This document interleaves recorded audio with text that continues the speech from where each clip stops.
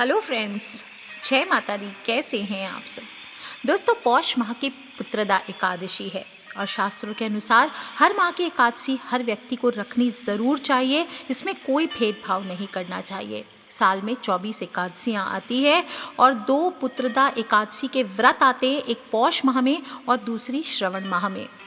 दोस्तों, एकादशी के व्रत के दिन विधिवत पूजन करना चाहिए। ऐसा करने से मनुष्य तपस्वी होता है, विद्वान होता है, पुत्रवान होता है और साथ ही साथ दरिद्रता उसके घर से कोसों दूर रहती है, लक्ष्मीवान होता है, भाग्यवान होता है, हर काम में उसे सफलता मिलने लगती है।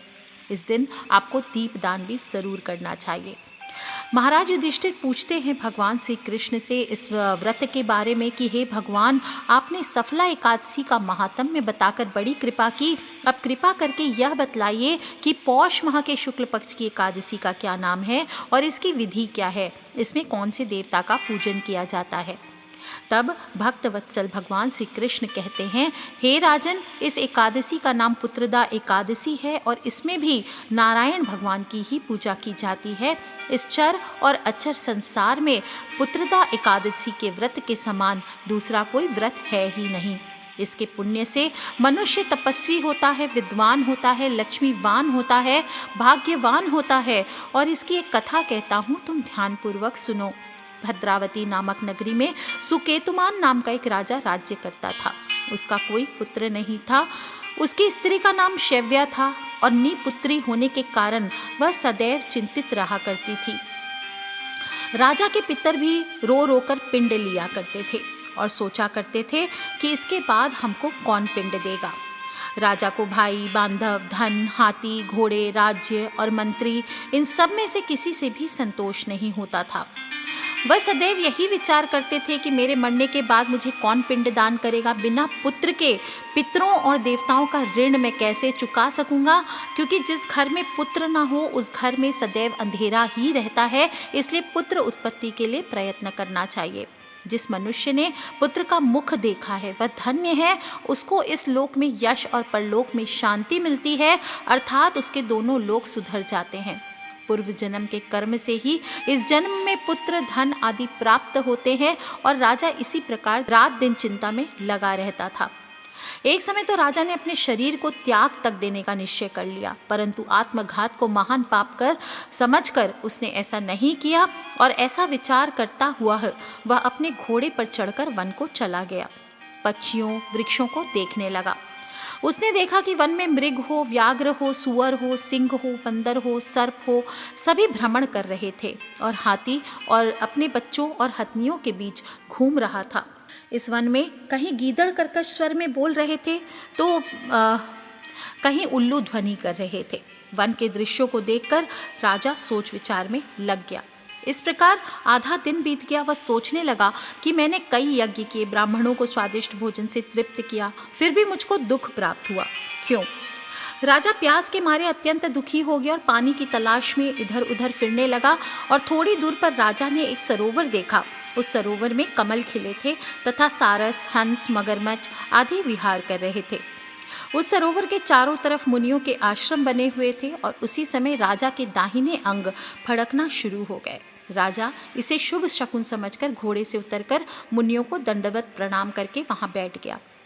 राजा को देखकर मुनियों ने कहा, हे राजन, हम तुमसे अत्यंत प्रसन्न हैं, तुम्हारी क्या इच्छा है सो कहो। राजा ने पूछा, महाराज आप कौन हैं और यहाँ किस लिए आए हैं, कृपा करके बतलाइए। मुनि कहने लगे, हे राजन, आज संतान देने वाली पुत्रदा एकादशी है और हम लोग विश्वदेव हैं और इस सरोवर में स्नान करने के लिए आए हैं। यह सुनकर राजा कहने लगा कि महाराज, मेरे भी कोई संतान नहीं है। यदि आप मुझ पर प्रसन्न हैं तो पुत्र का वरदान दीजिए। मुनि बोले, हे राजन, आज पुत्रदा एकादशी है, आप अवश्य ही इसका व्रत करें। भगवान की कृपा से आपके घर अवश्य ही पुत्र होगा। मुनि के वचनों को सुनकर राजा ने उसी दिन एकादशी का व्रत किया और द्वादशी का पारण किया। इसके पश्चात मुनियों को प्रणाम करके महल में वापस गया और कुछ समय बीतने के बाद रानी ने गर्भ धारण किया और 9 महीने के पश्चात उनको एक पुत्र हुआ। वह राजकुमार अत्यंत शूरवीर, यशस्वी और प्रजापालक हुआ। श्री कृष्ण भगवान बोले, हे राजन, पुत्र की प्राप्ति के लिए पुत्रदा एकादशी का व्रत जरूर करना चाहिए और जो भी मनुष्य इस महात्म्य को पढ़ता है या सुनता है उसे अंत में स्वर्ग की प्राप्ति जरूर होती है। जो भी भक्त पुत्रदा एकादशी का व्रत पूरे तन और मन और जतन से करते हैं उन्हें संतान रूपी रत्न मिलता है और जो कोई भी पुत्रदा एकादशी की व्रत की कथा को पढ़ता है, सुनता है या सुनाता है उसे स्वर्ग की प्राप्ति होती है। पुत्रदा एकादशी पर भगवान कृष्ण के बाल रूप की पूजा का विधान आता है और वैसे तो हर इंसान को एकादशी का व्रत का पालन करना चाहिए, लेकिन पद्म पुराण में बताया गया कि सांसारिक सुखों की प्राप्ति के लिए संतान प्राप्ति के इच्छुक लोगों को पुत्रदा एकादशी का व्रत मिस नहीं करना चाहिए। बहुत ही फलदायक है। जो भी संतानहीन है, पुत्रहीन है, उनको ये व्रत अवश्य करना चाहिए। दशमी के दिन से ही ब्रह्मचर्य का पालन करें, सात्विकता के साथ रहें, भगवत नाम लेते हुए ओम नमो भगवते वासुदेवाय का जप करते हुए पवित्रता के साथ शयन करना चाहिए, सात्विक भोजन करें और अगले दिन सुबह यानी एकादशी के दिन सुबह जल्दी उठना चाहिए। सुबह सुबह उठकर अपने घर की सफाई करें, मुख्य द्वार पर हल्दी के जल का छिड़काव करें, स्नान आदि करके हल्के रंग के वस्त्र पहने, सूर्य देव को 1 लोटा जल अर्घ दें, तुलसी के दर्शन करें। तुलसी इस दिन ना तोड़ी जाती है ना उसको जल दिया जाता है और फिर आपको भगवान विष्णु का या उनके किसी भी स्वरूप का पूजन करना चाहिए। इस दिन पति पत्नी जो भी चाहते हैं संतान प्राप्ति के लिए उनको एक साथ विष्णु भगवान का पूजन करना चाहिए या कृष्ण भगवान का, जिनका भी आप पूजन करना चाहें। और सबसे पहले अपनी मस्तक पर केसर का तिलक करें। इस दिन भगवान को केसर ज़रूर अर्पित करना चाहिए। पीले फल हो, तुलसी हो, पीले पुष्प हो, पंचामृत हो, इनसे आपको अभिषेक करना चाहिए। इस दिन आपको पपीते का भोग, पीले फल, केले का भोग ये ज़रूर लगाना चाहिए और इस दिन केले के पेड़ की पूजा करने का भी विधान आता है। भगवान जगन्नाथ, भगवान श्री कृष्ण को इस दिन केले के फूल से बने शाक का भी भोग लगाया जाता है। ये बहुत प्रिय होता है और चैतन्य महाप्रभु को भी जो लोग जानते हैं ये भोग बहुत प्रिय था। इसलिए केला बहुत ही पवित्र माना जाता है हमारे हिंदू धर्म में। केले की पवित्रता का अनुमान आप इस बात से भी लगा सकते हैं कि पुराने समय में जो इसके तने से रस निकलता था, पानी निकलता था, उससे ही व्रत के लिए पापड़ या जो भी पदार्थ होते थे वो बनाए जाते थे। जो लोग कलश स्थापना करना चाहते हैं वो कलश स्थापना भी कर सकते हैं इस दिन। और आपको बता दूं एक खास उपाय धन प्राप्ति के लिए, ये बहुत ही खूबसूरत उपाय होता है। जो लोग भी चाहते हैं धन प्राप्ति वो इसको ज़रूर करें। क्या करेंगे, 2 केले लेने हैं जुड़े हुए, जुड़वा जो केला होता है वो लेना है और अगर जुड़वा नहीं मिलते हैं तो 2 केले ले लीजिए और एक कलावा लेकर के उसको आपस में बांध दीजिए। एक केले पर आपको कुमकुम से स्वस्तिक का चिन्ह बनाना है, वहीं दूसरे केले पर आपको अपना नाम लिखना है। अब घर के मंदिर में एक मिट्टी का दिया आप घी से प्रज्वलित कर लीजिए। विष्णु भगवान, लड्डू गोपाल, राम जी, जिनके साथ भी विष्णु भगवान या उनके स्वरूपों के सामने आप ये दिया प्रज्वलित कर लीजिए। और जो दीपक है जलाएंगे, इसमें 1 लौंग आपको ऐसे डालना है कि वो जले नहीं, फूल सहित लौंग डालें। इसके बाद आप भगवान विष्णु की पूजा कर ले। ओम नमो भगवते वासुदेवाय इसका ज़्यादा से ज़्यादा जप कीजिए और एक विशेष माला ओम प्रधान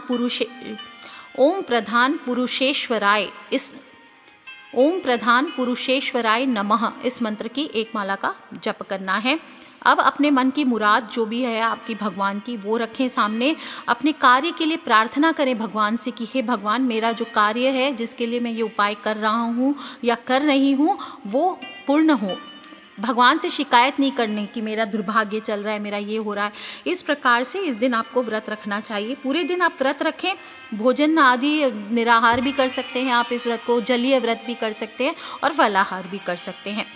फिर आपको क्या करना है, सो जाना है। रात्रि जागरण करते हुए आप अगर रात बिताना चाहें तो बहुत अच्छी बात। अगले दिन आपको मंदिर में रखे हुए केलों को अपने ऊपर से 7 बार उतारना है उल्टी दिशा में और फिर जिस केले पर स्वस्तिक का निशान बनाया था उस केले को आप किसी गऊ को, किसी भी भूरी गाय को, कोई बटुक हो जैसे कि कोई लड़का हो, छोटा बच्चा, उसको दे सकते हैं और फिर आपको अपनी इच्छा मनोकामना बोलते हुए वो केला उसको दान देना है।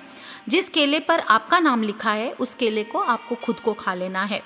अब आप थोड़े से चाहें तो किसी मंदिर में या किसी गरीबों को थोड़े से केले ज़रूर प्रसाद के तौर पे बांटें। इस प्रकार से आप देखेंगे कुछ ही दिनों में आपकी मनोकामना तो पूर्ण होगी ही होगी, साथ ही साथ आपके घर पे धन वर्षा ज़रूर होगी। बहुत दिनों से गरीबी पीछा नहीं छोड़ रही, काम धंधे नहीं बनते, कार्य नहीं बनता, दुर्भाग्य पीछा नहीं छोड़ता, तो ये सब आपके ज़रूर दूर होंगी।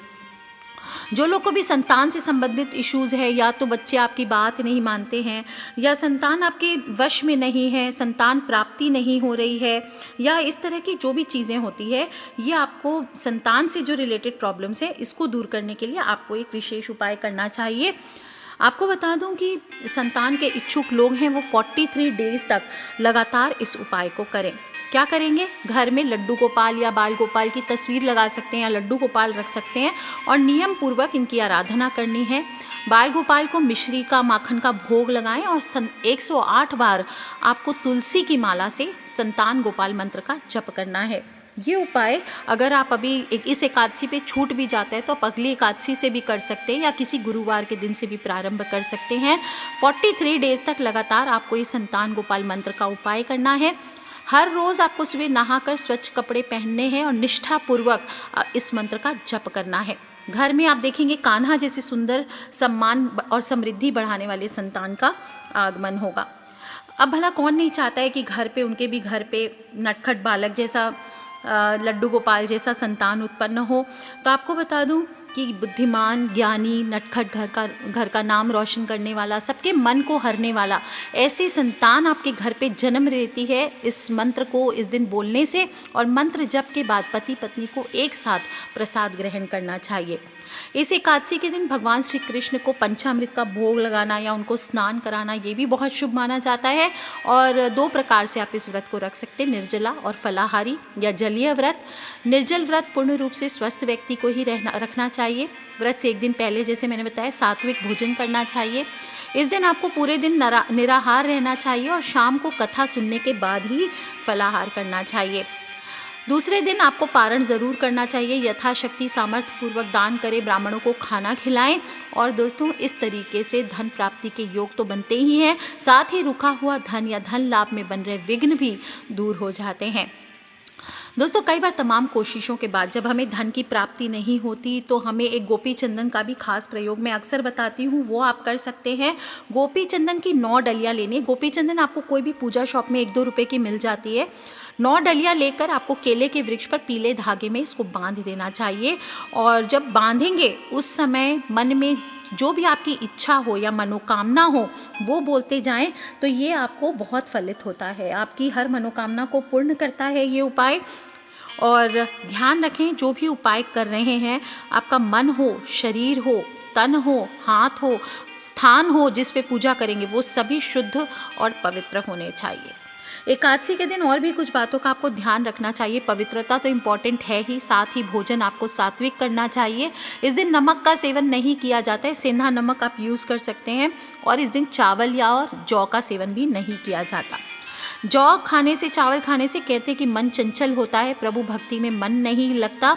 और माता शक्ति के क्रोध से बचने के लिए महर्षि मेधा ने अपने शरीर का त्याग किया था। उनका अंश पृथ्वी में समा गया था, जो कि चावल और जौ के रूप में महर्षि मेधा का रक्त उत्पन्न हुआ। इसलिए आपको बता दूं कि चावल और जौ को जीव माना जाता है। एकादशी पर आपको दातुन भी नहीं करना चाहिए। हालांकि ब्रश के बिना नहीं रह सकते लोग, तो आप कुल्ला कर ले कम से कम। इस दिन पेड़, पत्तियां, फूल, तुलसी कुछ भी तोड़ना वर्जित बताया जाता है। और जब भी भोजन करेंगे तो स्नान के बाद ही कुछ खाकर आपको भोजन ग्रहण करना चाहिए। और मांस और नशीली वस्तुएं, इनका सेवन भूल करके भी ना करें। अब भोजन का तो उपवास करेंगे, साथ ही आप अपने मन का भी उपवास करें। झूठ नहीं बोलें, इससे पाप लगता है, मन दूषित होता है। दूषित भक्ति से पूजन नहीं होती है। भूल करके भी क्रोध ना करें, निंदा ना करें, चुगली ना करें, पापी मनुष्यों के साथ बातचीत करना, ये सभी त्याग देना चाहिए। आपको इस दिन जुआ नहीं खेलना चाहिए और ब्रह्मचर्य का पालन करते हुए संयम रख करके पति पत्नी को आपस में इस दिन पूजन करना चाहिए। तो दोस्तों कर लीजिए ये उपाय, बहुत ही खूबसूरत एकादशी है, खासकर स्त्रियों को ज़रूर करना चाहिए। हर पुरुष भी जो संतान प्राप्ति चाहते हैं वो भी करें। दोस्तों खिलखिलाते रहें, मुस्कुराते रहें, सब्सक्राइब करके रखें ताकि आने वाली वीडियो से आप और मैं कनेक्टेड रहें। Love you all friends, take care. जय माता दी, बम बम भोलेनाथ की, जय विष्णु भगवान की। अपने फ्रेंड्स, फैमिली, मम्मी पापा, भाई बहन, बच्चे सभी लोगों से इसे शेयर करना बिल्कुल ना भूलें। Take care friends, love you all, जय माता दी, बम बम भोलेनाथ की, जय विष्णु भगवान की।